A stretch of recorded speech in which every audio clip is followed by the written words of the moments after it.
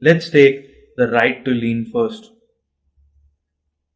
Now, I told you right to lien is the right to possess.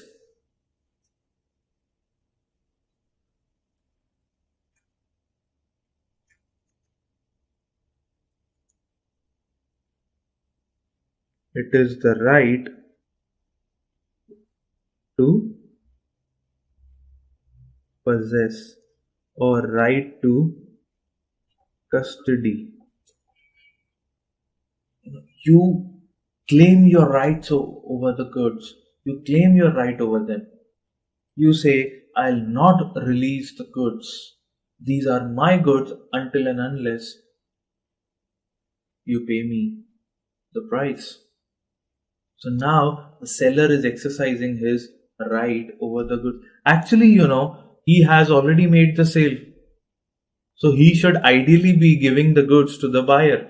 But he exercises his right to lien over the goods. So what is he doing in a sense? He is retaining the possession. He retains the possession.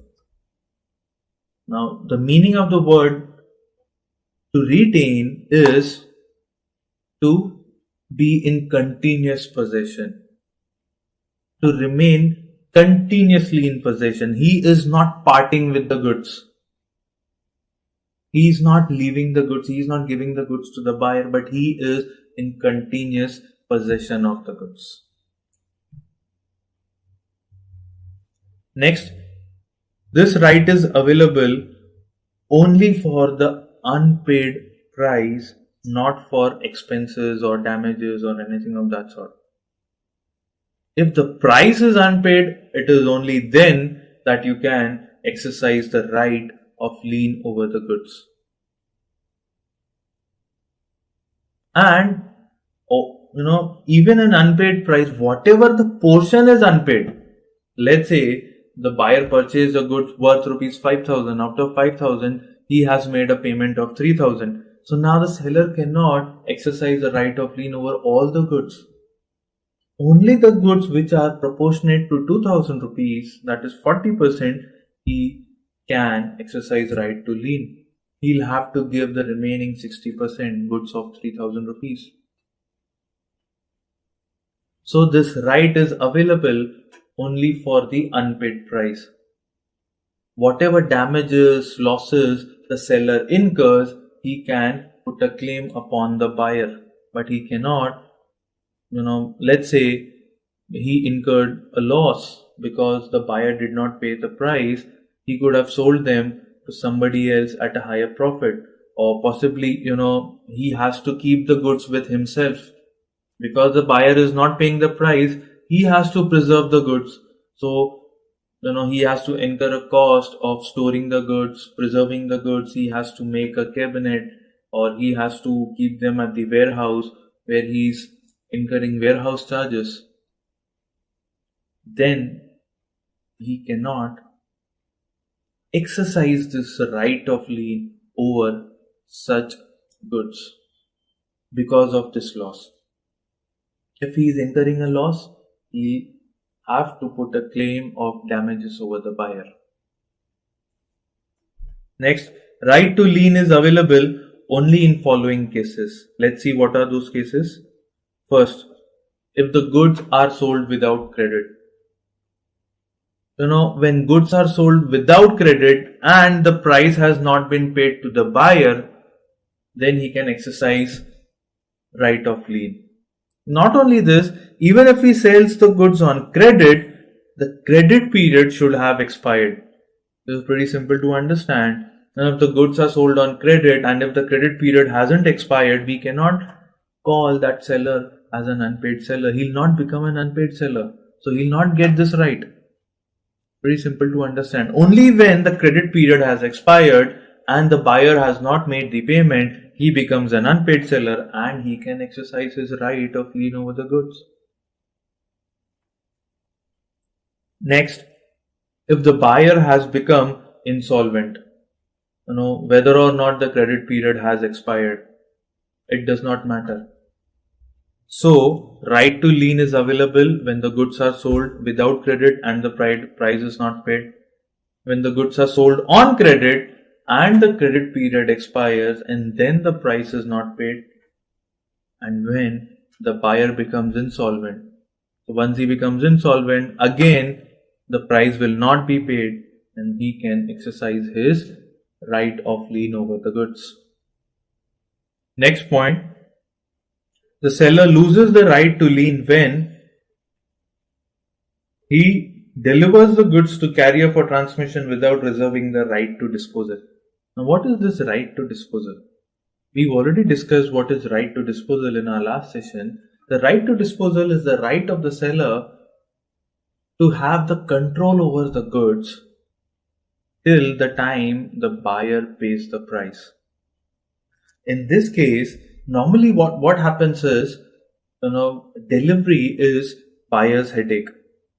So as soon as the seller gives the goods to the carrier or the transporter, it is assumed that he has given the goods to the buyer because the carrier or the transporter is assumed to be the buyer's agent. So if buyer's agent gets the good, that means the buyer has got the goods. But sometimes what happens is the seller gives the goods to the transporter saying, I have the control over the goods and you have to obey and follow my directions or whatever orders I give you with regards to goods until and unless the buyer pays the price. Till the time buyer pays the price, I am the owner. This is what the instruction the seller gives to the transporter. And if these are the kind of instructions that the seller has given, that then we can say that seller has reserved the right to disposal of the goods. So when he does not give such a right, when he gives, he leaves or renounces such a right, when he does not tell the transporter that goods belong to him till the price is paid, goods will be assumed to be delivered to the buyer and then he cannot tell the transporter to bring the goods back. And there is one more thing. As soon as the goods will be given to the transporter, he automatically lose this right. Okay, so when he does not reserve the right to disposal over the goods, the right to lien is lost. Next, buyers obtain lawful possession. When the buyer gets the lawful possession, when the goods are delivered to the buyer lawfully, then he cannot claim that he has the right to lien because goods are not with him. Goods are with the buyer. How can he have a lien over the goods? The right to lien is available only when the seller has the goods, but buyer has lawfully got the possession of the goods. He has got the delivery of the goods. Now, can the seller exercise his right to lien? He cannot, because to exercise the right to lien over the goods, he has to retain the possession. The possession should be with the seller. Now the possession is with the buyer. How can he have the right to lien over the goods? He loses the right to lien. Next, the seller waived off the right to lien. The seller says, I'll not have the right to lien over the goods. He waives this right off. Now this is a right which belongs to the sellers. And if the seller says, I'll waive this off, I'll waive this right off, I don't want this right, then he cannot, later on say that I exercise this right because he has already waived it off. He himself has said he will not exercise this right. So he cannot exercise this right later when required. Okay. Next, by stoppel. He does not say that he does not, he wants to have a lien over the goods or he does not want to have a lien over the goods. But, what happens is he behaves, he transacts, he does some actions. He, his behavior tells you that he does not want to have a right to lien over the goods. Then it will be assumed that the seller does not have the right to lien over the goods and he wants to dispose the goods to the buyer.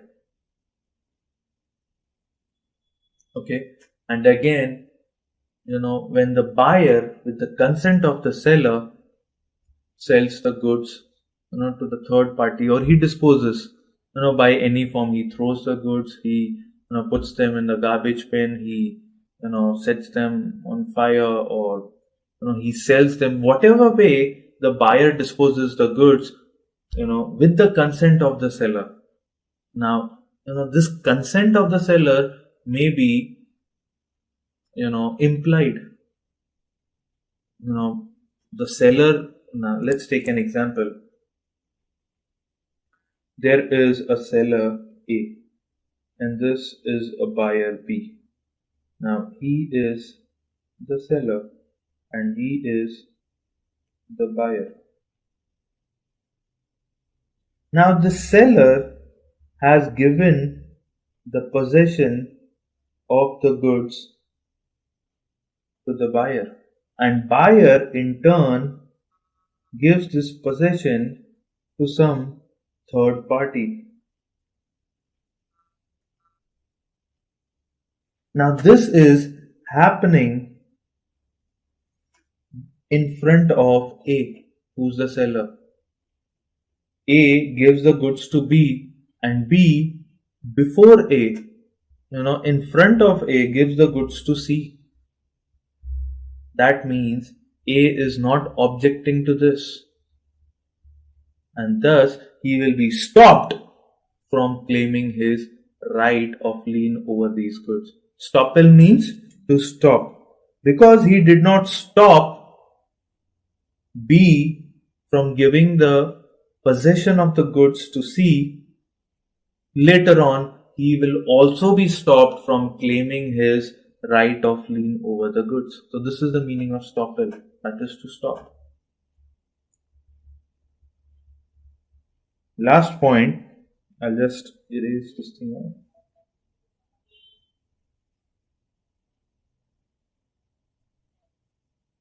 Last point, where document of title has been issued to buyer and buyer transfers the documents to other person in good faith and consideration.